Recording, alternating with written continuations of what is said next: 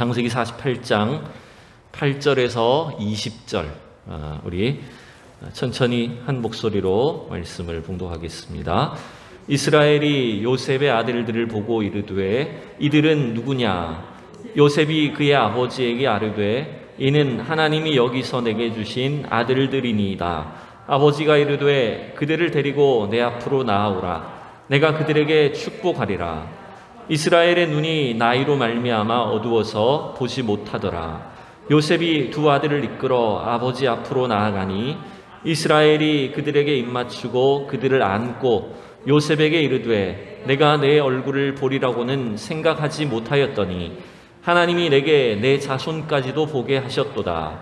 요셉이 아버지의 무릎 사이에서 두 아들을 물러나게 하고 땅에 엎드려 설하고 오른손으로는 에브라임을 이스라엘의 왼손을 향하게 하고 왼손으로는 므낫세를 이스라엘의 오른손을 향하게 하여 이끌어 그에게 가까이 나아가매 이스라엘이 오른손을 펴서 차남 에브라임의 머리에 얹고 왼손을 펴서 므낫세의 머리에 얹으니 므낫세는 장자라도 팔을 엇바꾸어 얹었더라.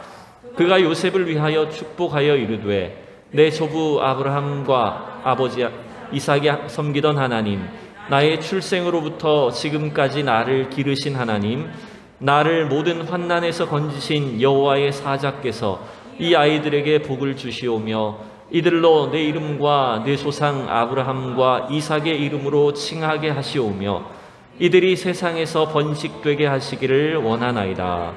요셉이 그 아버지가 오른손을 에브라임의 머리에 얹은 것을 보고 기뻐하지 아니하여 아버지의 손을 들어 에브라임의 머리에서 므낫세의 머리로 옮기고자 하여 그의 아버지에게 이르되 아버지여 그리 마옵소서.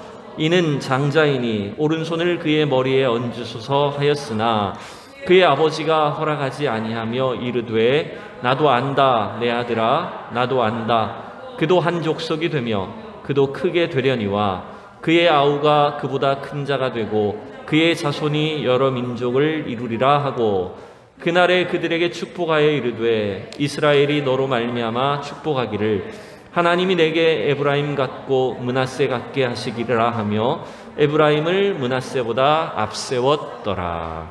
아멘. 오늘은 이제 우리 창세기 48장 말씀을 함께 잠시 나누기를 원합니다. 오늘은 좀 예배 후에 우리 교사 모임이 잠깐 있어가지고 설교를 최대한 좀 짧게 하도록 하겠습니다. 좋으시죠? 네? 좋으셔야죠. 짧게 하죠. 항상 짧게 하자 그래 놓고 잘 안 되더라고 이게 참. 이 성경에 나오는 이 이스라엘 백성들의 그 역사와 문화는 우리랑은 굉장히 멀리 떨어져 있죠. 시간적으로 차이가 많이 나는 이 고대의 문화인데, 근데 의외로 성경을 가만히 읽고 연구를 해보면 이 고대 근동 중동 지역의 이 문화와 이들의 언어나 내용이 삶이 서양보다는 사실은 굉장히 동양에 가깝다는 걸 느끼게 됩니다. 신약 성경은 여러분 헬라어로 주로 이루어져 있잖아요, 그죠? 그래서 신약 성경은 그 그리스 문화, 서양의 문화가 많이 들어있다면 이 구약 성경, 히브리어로 되어 있는 이 구약 성경은 의외로 이 동양의 문화, 우리 동양의 정서가 사실은 굉장히 많이 깔려 있습니다. 저는 그걸 언제 느꼈냐면 이제 신학교 처음 들어가면 이제 신학생들이 이 성경에 있는 원어들을 배우게 됩니다. 영어를 배우기만 해도 벅찬데 이 성경에 나오는 헬라어 히브리어도 공부를 해야 돼요. 패스를 해야지 졸업을 할 수가 있어요. 근데 처음에 이제 저는 헬라어를 먼저 배우고 그 다음에 이제 히브리어를 배웠는데 헬라어보다 저는 히브리어가 더 편하게 느껴졌어요. 제가 언어를 잘했다는 얘기가 아니라 이 히브리어가 뭔가 정서상 우리 동양의 사고방식과 더 잘 맞아떨어지는 것 같았어요. 헬라어는 굉장히 아주 문법이 꼼꼼하게 정확하게 해야 된다라고 하면 이 구약의 히브리어는 뭔가 그 어감, 느낌 이런 것들이 우리 동양 사람들의 정서와 아주 잘 맞아떨어진다. 저는 그때 그런 느낌을 받았거든요. 그래서 이 창세기에 나오는 이 인물들의 역사를 가만히 살펴봐도 우리가 언뜻 이해할 수 있는 게 있잖아요. 이 야곱도 마찬가지인데 항상 형제들이 여럿이 있으면 뭘 신경을 쓰고 어떤 걸 받기를 원합니까? 여러분, 야곱이 동생이었음에도 불구하고 형으로부터 뭘 가지고 싶어 했어요? 형이 받아야 될 장자권, 그 장자에게 주는 축복과 유산, 이런 것에 대해서 굉장히 욕심이 많았잖아요, 요셉이. 그러니까 그런 것에 관심이 많다는 거죠. 이 성경에 보면 그런 내용이 참 많이 나오잖아요. 그러니까 이건 사실은 서양의 문화는 저는 잘 모르겠지만 굉장히 동양적이라는 걸 우리가 알 수가 있습니다. 우리도 마찬가지 아닙니까? 형제들이 여러 명이 있으면, 지금은 여러 명의 형제가 있어도 다 유산도 이렇게 공평하게 분배를 하고 그런 시대가 되었지만, 불과 얼마 전까지만 해도 유산을 누가 제일 많이 받았어요? 장남이, 장자가 모든 그 가문의 어떤 그 대표성을 띠고 다 이 장자에게 모든 어떤 권한과 유산과 이런 것들이 많이 돌아갔잖아요. 그런 시대였죠. 우리 동양의 문화가 좀 그런 게 있잖아요. 뭔가 맞이가 되면 맞이로서의 뭔가 우리가 더 책임감도 있기도 하고, 그런 문화가 사실 성경에도 그대로 살아있는 걸 볼 수가 있습니다. 그래서 그런지 우리나라는 좀 특이한 게, 재미있는 게 뭐냐면, 신학교를 가보면 교단도 마찬가지고 신학교도 마찬가지고, 우리 장로교회가 우리 한국에서는 가장 크잖아요. 그럼 장로교회 안에도 여러 교단들이 다 나눠져 있단 말이에요. 우리 합동측도 있고 통합측 교단도 있고, 또 뭐가 있습니까? 장로교단 안에 여러분 들어보신 게 뭐 있어요? 고신측도 있고 합신도 있고 대신도 있고 엄청 많아요. 여러분, 셀 수도 없이 많아요. 그런데 그 신학교들마다 가보면 뭐라 그러는지 아십니까? 교단마다 가보면 우리가 장자교단이야, 이렇게 말합니다. 다 자기가 장자교단이래. 우리 한국교회의 그 어떤 장로교의 전통을 우리가 물려받은 교단이다, 신학교다, 이걸 엄청 자랑을 하고 그런 것들을 강조를 하기도 합니다. 다 장자하면은 누가 찬양하려나 모르겠어요. 하나님 앞에 가면 사실 아무 의미도 없는데, 그죠? 하나님 앞에 여러분 장자냐 차담이냐 그게 뭐 중요합니까? 오늘 본문은 그러한 사실을 우리에게 알려주고 있습니다. 야곱은 이제 48장과 49장을 걸쳐서 이제 자기의 죽을 날이 가까웠다는 걸 알게 됩니다. 그래서 이제 자기 자녀들에게, 아들들에게 축복하는 내용이 이 48장 9장에 걸쳐서 여러분 기록이 되어 있어요. 근데 여러분, 이 야곱이 몇 세를 살았냐면 애굽에 내려올 때가 130세였고 애굽에서 17년을 더 삽니다. 그럼 몇 살이에요? 147세가 된 거예요. 이제 147세로 이제 죽음을 맞이하게 되는데, 자신의 죽음이 가까웠다는 걸 이제 알게 됩니다.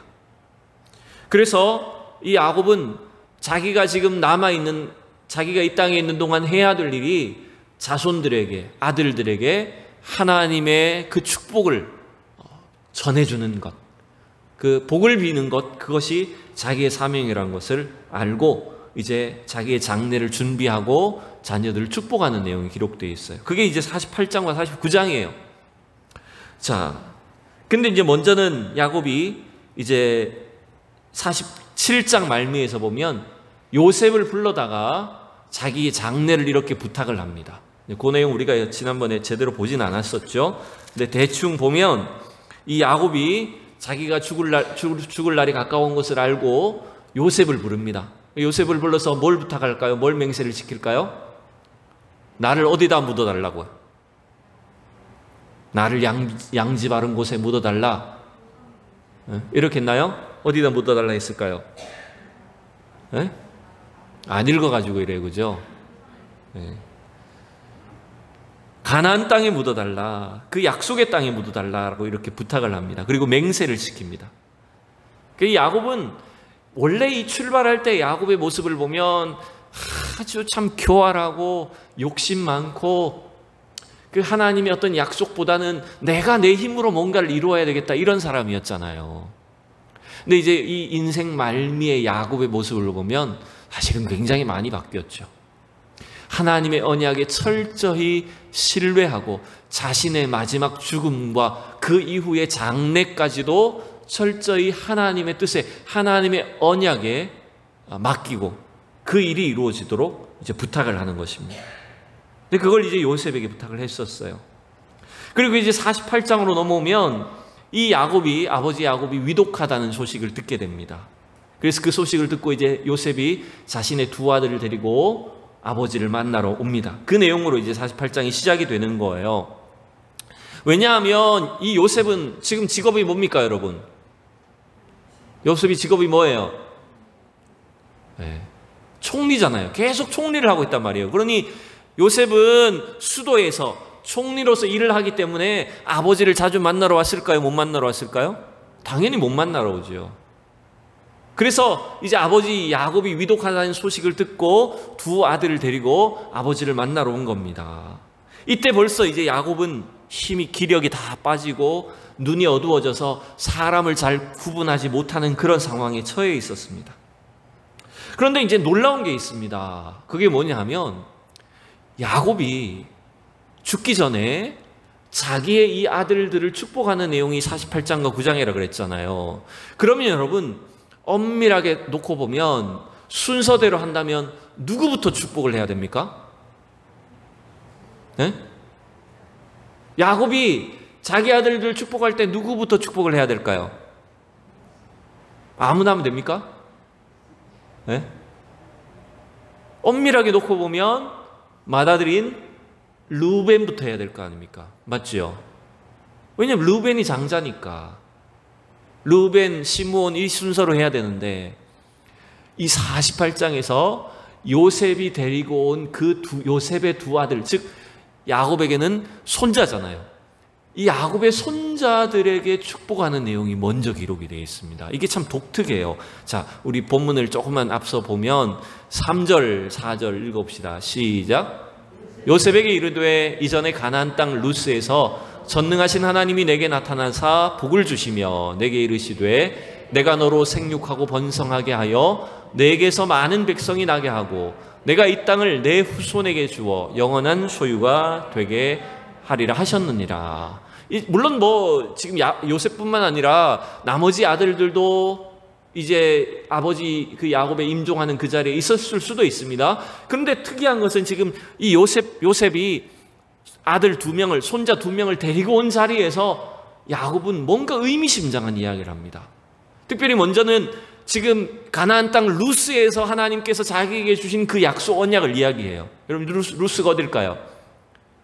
여러분 졸지 말라고 자꾸 질문하는 거예요. 자꾸 우리가 생각을 하고 성경을 봐야 돼요. 루스가 어딜까요?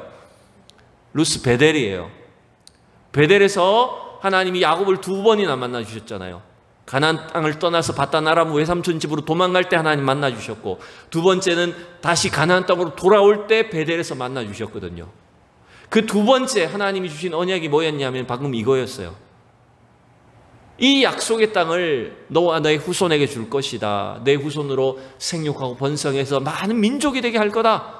이 땅과 자손에 대한 그 약속을 야곱에게 주셨는데 그걸 지금 요셉과 특별히 요셉의 두 아들들에게, 손자들에게 약속을 하고 있는 거예요. 굉장히 독특합니다. 그 다음에 또 보셔야 돼요. 5절 6절 시작. 내가 애굽으로 와서 내게 이르기 전에 애굽에서 내가 낳은 두 아들 에브라임과 므낫세는 내 것이라. 르벤과 시므온처럼 내 것이 될 것이요 이들 후에 내 소생은 내 것이 될 것이며 그들의 유산은 그들의 형의 이름으로 함께 받으리라. 여러분 지금 자기가 받은 이 언약, 하나님의 언약을 손자들에게 이야기해 줄 뿐만 아니라 요셉의 아들, 자기 손자임에도 불구하고 요셉의 두 아들을 뭐라고 말해버립니까? 야곱이 이 아이 둘은 너의 아들이 아니라 내 아들이다 이렇게 말합니다. 내 것이다 라고 이렇게 말해버립니다. 결국 놀랍게도 이 야곱은 자기에게 12아들들이 있었지만 요셉의 두 아들에게 하나님이 주실 그 축복이 뭔지를 알려주는 거예요. 즉 요셉의 두 아들은 요셉의 아들로서 그친 것이 아니라 야곱의 아들로 들어오게 되는 겁니다. 이 장면에서 야곱은 요셉의 두 아들을 자기 아들로 사실 입양을 해버리는 거예요. 아들이 없어서가 아니라 이 야곱이 그래서 여러분, 애굽에 먼저 내려와서 노예가 되고 온갖 고생을 했던 이 요셉이 사실은 아버지 야곱으로부터 장자의 어떤 축복을 받게 된 겁니다. 여러분, 이 장자는요, 기본적으로 2배의 몫을 받게 되어 있는 거거든요. 형제들보다 2배의 유산, 몫을 상속받게 되는 거예요.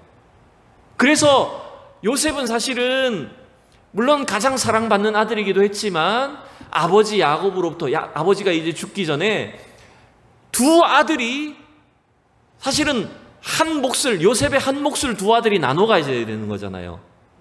그런데 요셉의 2 아들이 각각 한 몫씩을 차지하게 되는 겁니다. 그러니까 여러분, 이것은 요셉이, 그리고 이 에브라임과 므낫세가 사실은 장자의 어떤 그런 축복을 받게 됐다는 걸 의미하는 거예요. 그럼 이제 여러분, 계산을 잘 하셔야 됩니다. 그러면 원래 야곱의 아들이 몇 명이에요? 야곱의 아들이 몇 명입니까, 여러분? 12아들 있잖아요. 그죠? 12아들이 있는데다가 거기다가 요셉의 2 아들 몇 명?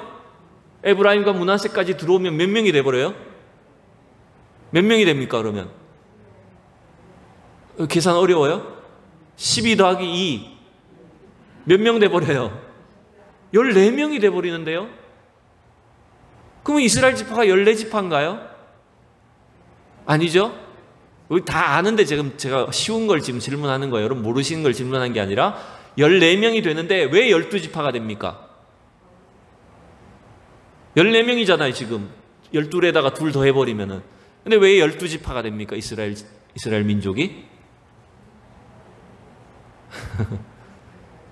일단 누가 빠지게 돼요? 12명 중에?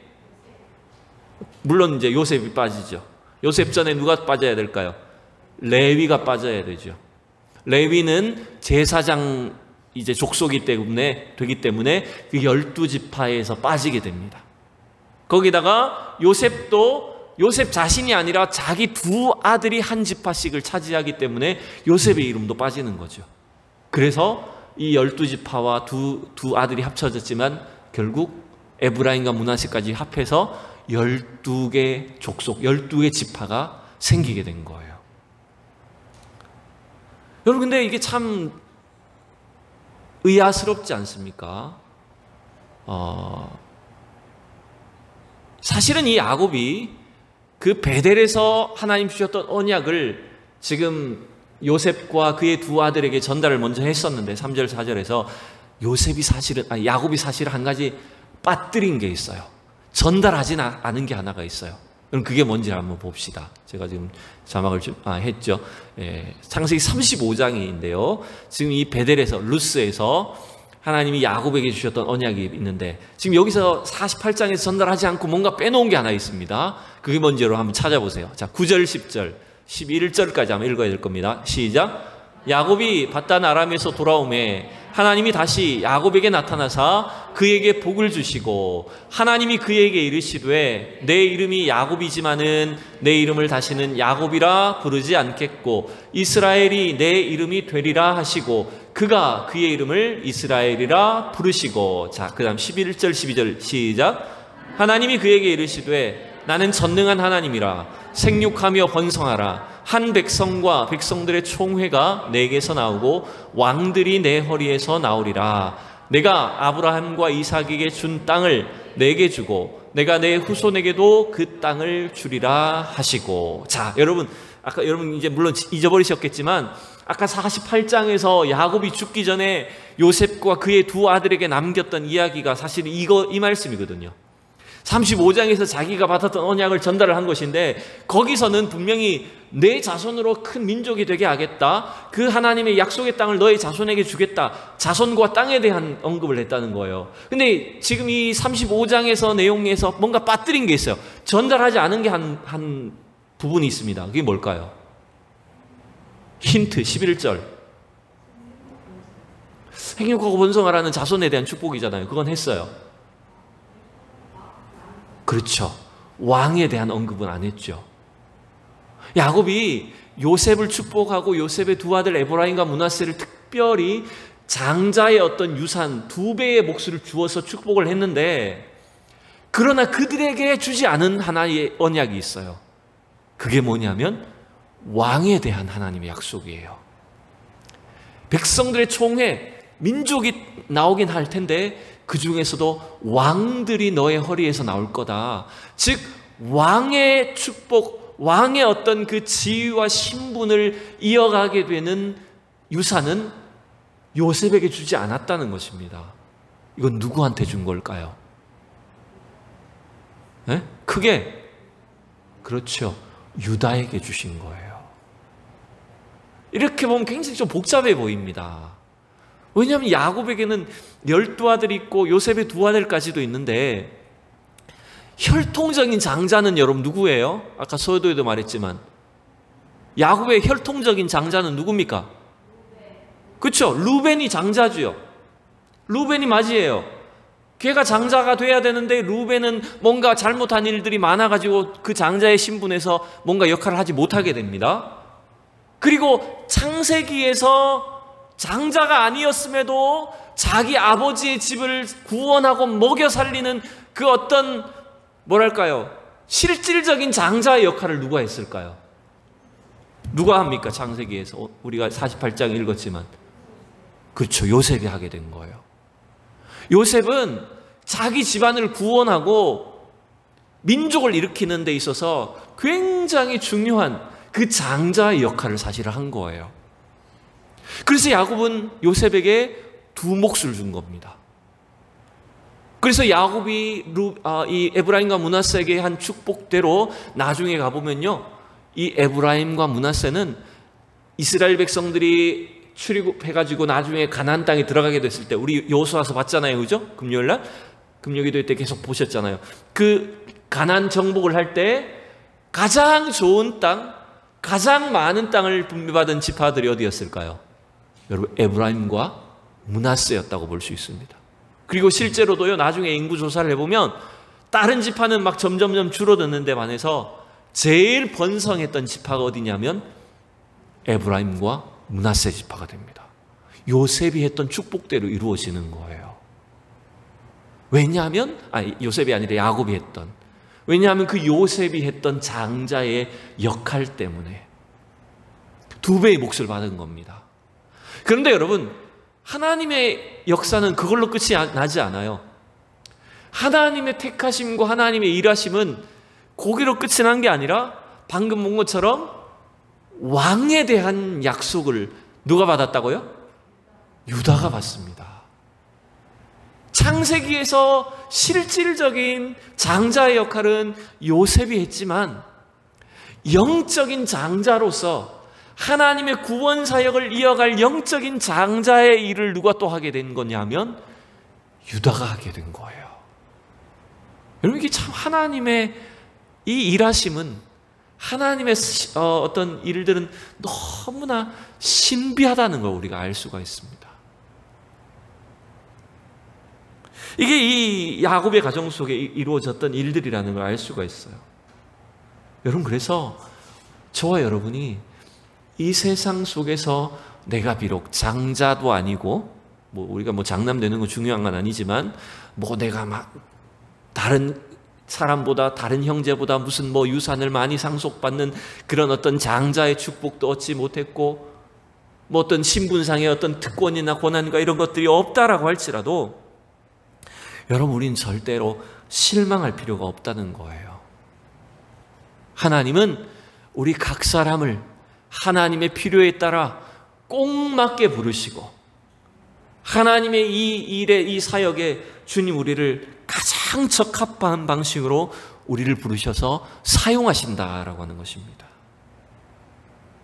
여러분, 어쨌든 이 야곱은 그가 말년에 지금 눈이 어두워지고 기력이 쇠하여져 있는 상황이지만 놀랍게도 하나님이 깨닫게 하시는 그 영적인 눈으로 요셉과 그의 2 아들을 축복한 거예요. 조금 더 우리 내용을 살펴보면 이제 야곱이 요셉과 2 아들을 어떻게 축복하는지 봅시다. 자, 우리 12절부터 같이 읽어봅시다. 14절까지 시작.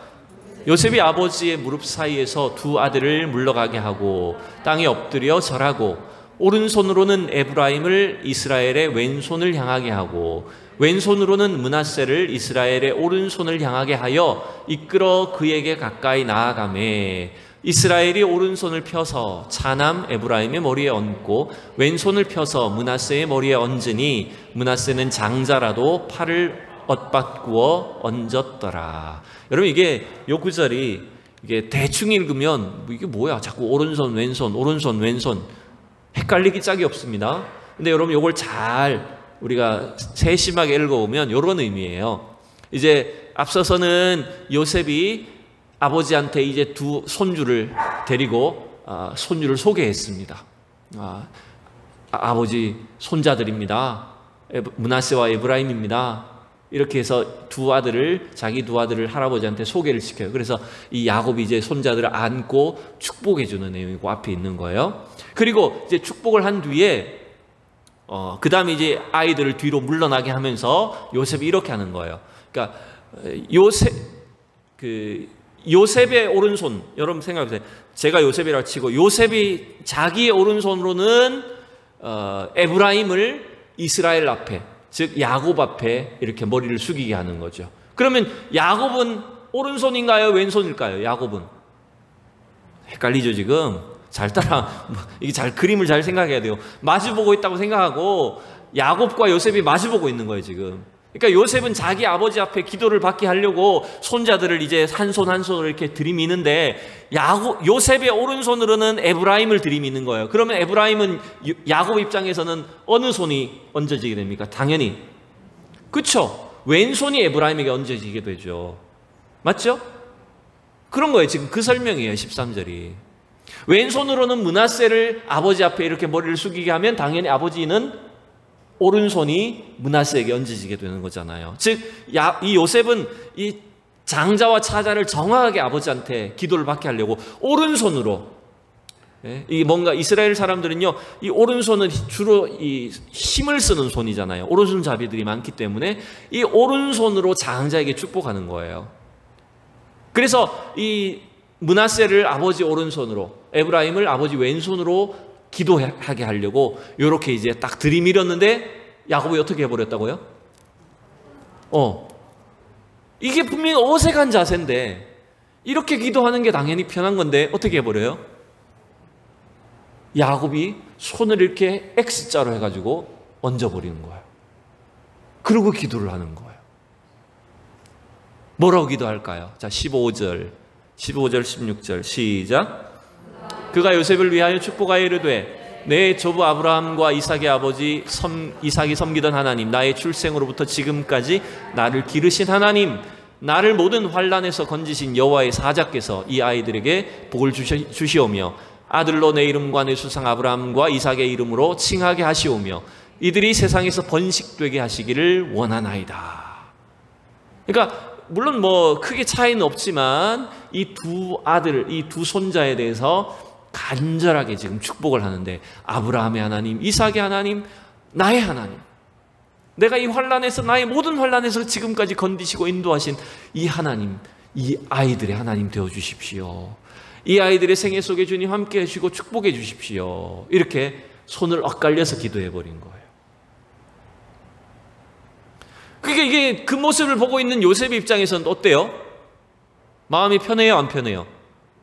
이게 자기는 분명히 정확하게 눈이 어두운 아버지를 위해서 오른손에 장자를 왼손에 차자를 이렇게 기도하도록 딱 했는데 이렇게 해버리니까 마음이 막 불편한 거예요. 그래서 아버지 손을 들어갖고 다시 제자리로 얹으려고 했어요. 제자리로 옮기려고 하니까 야곱이 뭐라고 할까요, 여러분? 제가 자막은 없지만 아들아, 나도 안다. 계속해서 요셉은 므낫세와 에브라임이라고 순서를 소개했는데 야곱은 계속 에브라임과 므낫세라고 이렇게 말을 해버립니다. 그러면서 제가 자막은 아마 준비를 안 한 것 같네요. 그 뒷부분에 보면 뭐라고 해버리냐면 야곱이 물론 므낫세도 한 민족이 되겠지만 동생이 어떻게 된다고요? 형보다 큰 자가 될 거다. 여러분 이게 제가 서두에 말씀드렸지만 동양의 문화라 하면 당연히 장자에게 더 몫이 돌아가야 되고 장자가 더 축복을 받아야 되는 것이 맞는 것임에도 불구하고요, 신기하게도 창세기는 계속해서 이게 엇갈리는 걸 여러분 느끼지 않습니까? 이삭도 엄밀하게 놓고 보면 장자입니까? 차자입니까? 차자입니다. 이삭도 사실은 배다른 아들이지만 형 이스마엘이 장자잖아요. 근데 하나님은 그 이스마엘을 택하지 아니하시고 영적인 장자로서 이삭을 택하셨어요. 야곱도 마찬가지 아닙니까? 야곱도 물론 쌍둥이긴 하지만 자기 형이 받아야 될 그 장자의 축복과 은혜를 어떻게 한 거예요? 자기가 가로채는 방식으로 차자임에도 불구하고 선택을 받은 거예요. 그 경험 때문인지 놀랍게도 이 야곱은 자기가 죽기 전에 그 장자의 어떤 축복을 요셉에게 먼저 축복을 했고, 그 요셉의 두 아들도 어떻게 해버려요? 손을 바꿔서 작은 자 에브라임 둘째를 오히려 장자로 축복을 해버린 걸 여러분 볼 수가 있습니다. 여러분, 근데 놀랍게도 여러분 신약 성경에 보면요, 히브리서 11장은 이러한 야곱의 행동을 믿음으로 한 것이라고 표현을 해버립니다. 자, 11장 21절 히브리서입니다. 같이 읽읍시다. 시작. 믿음으로 야곱은 죽을 때에 요셉의 각 아들에게 축복하고 그 지팡이 머리에 의지하여 경배하였으며. 여러분, 야곱은 눈이 어두웠지만, 사람도 잘 분간하지 못하는 상황이었지만, 그는 하나님 주시는 믿음으로 영적인 눈을 들어 이 에브라임과 므낫세를 바꾸어서 축복을 했던 거예요. 여러분, 우리는 오늘 이 말씀을 통해서 여러분 이걸 좀 깨닫기를 원합니다. 우리는 이 세상에 우리가 받는 세상적인 유산, 재산, 어떤 상속보다 하나님의 복을 받은 자라는 걸 믿으셔야 됩니다.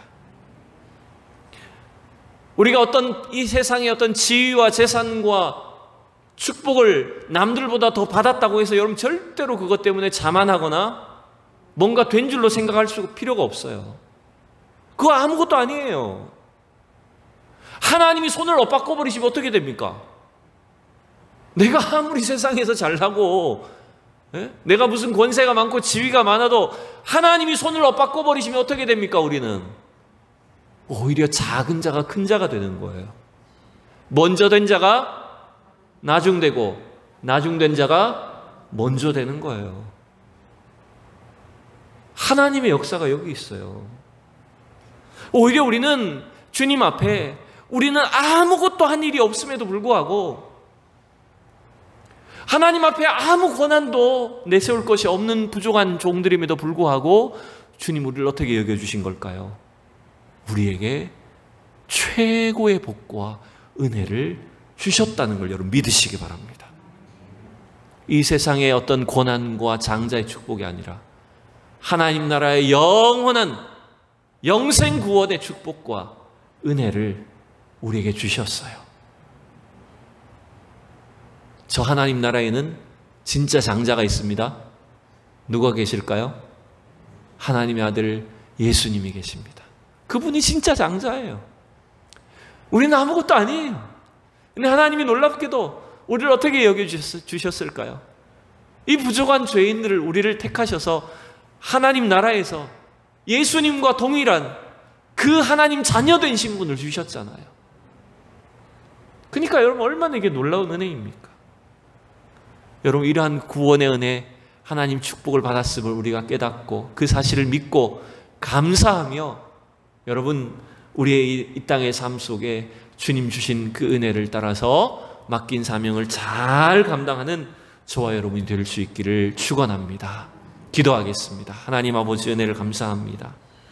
주님 주신 은혜와 사랑을 따라 하나님 부족한 저희들 아무것도 한 일이 없음에도 불구하고 주님 우리를 의롭다고 여겨주시고 저 천국의 생명 구원과 영생 구원의 하나님 축복을 우리에게 주셨음을 감사합니다.